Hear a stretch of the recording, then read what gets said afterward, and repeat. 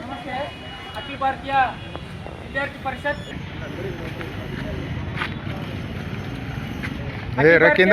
ಇಂದು ಕರ್ನಾಟಕ ದಕ್ಷಿಣ ಪ್ರಾಂತ ವತಿಯಿಂದ ಇಂದು ರಾಜ್ಯಾದ್ಯಂತ ವಿದ್ಯಾರ್ಥಿ ಪರಿಷತ್ತು ಹೋರಾಟಕ್ಕೆ ಕರೆಯನ್ನು ನೀಡಿದೆ.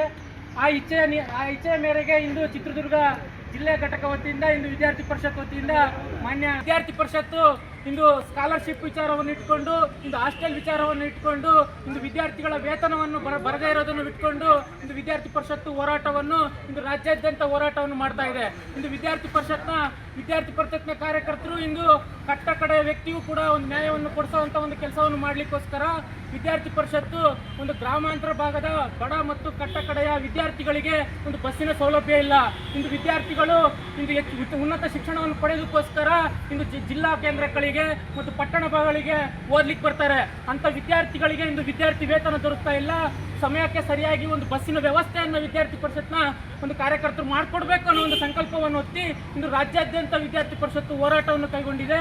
ಇಂದು ರಾಜ್ಯ ಸರ್ಕಾರಕ್ಕೆ ಒಂದು ಚೀಮಾರೆಯನ್ನು ಹಾಕುವಂತ ಕೆಲಸವನ್ನ ವಿದ್ಯಾರ್ಥಿ ಪರಿಷತ್ನ ಕಾರ್ಯಕರ್ತರು ಎಲ್ಲ ಜಿಲ್ಲಾ ಕೇಂದ್ರದಲ್ಲಿ, ಎಲ್ಲ ತಾಲೂಕು ಕೇಂದ್ರಗಳಲ್ಲಿ ವಿದ್ಯಾರ್ಥಿ ಪರಿಷತ್ನ ಕಾರ್ಯಕರ್ತರು ಮಾಡ್ತಾ ಇದ್ದಾರೆ ಸ್ನೇಹಿತರೆ. ಹಾಗಾಗಿ ವಿದ್ಯಾರ್ಥಿ ಪರಿಷತ್ನ ಒಂದು ಸಂದೇಶವನ್ನ ವಿದ್ಯಾರ್ಥಿ ಪರಿಷತ್ತು ಇಂದು ರಾಜ್ಯಾದ್ಯಂತ ಒಂದು ರವಾನೆಯನ್ನು ಮಾಡ್ತಾ ಇದೆ. ಒಂದು ನಾಚಿಕೆಯ ಸಂಗತಿ ಆಗಬೇಕು ಇಂದು ಮಾನ್ಯ ಸರ್ಕಾರಕ್ಕೆ. ಯಾಕೆಂತಂದ್ರೆ ಇಂದು ಇಷ್ಟು ದಿನಗಳಾದ್ರೂ ಸರ್ಕಾರ ರಚನೆಯಾಗಿ ಇಷ್ಟು ದಿನ ಆದ್ರೂ ಕೂಡ ಒಂದು ರಾಜ್ಯ ಸರ್ಕಾರ ಒಂದು ಶಿಕ್ಷಣ ಸಚಿವರನ್ನು ಒಂದು ನೇಮಕ ಮಾಡ್ಕೊಳ್ಳಿಲ್ಲ.